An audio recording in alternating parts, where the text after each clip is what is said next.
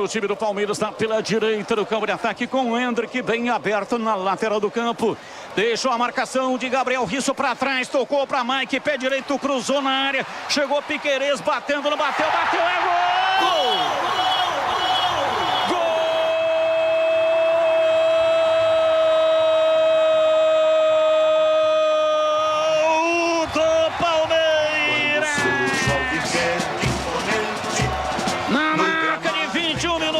Passados segundo tempo, cruzamento do Mike lá pela direita na área para Piquerez.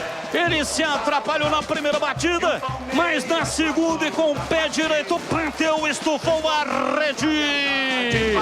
Gol do Palmeiras, é o quarto Piquerez, camisa número 22. Palmeiras 4, Ponte Preta 0. E o detalhe do gol é seu Vladimir Catarino. O Piquerez se atrapalhou, né, dentro da área. Primeiro, tentou jogar de primeira, não conseguiu. Depois, na segunda, colocou no canto ali do gol do Pedro Rocha.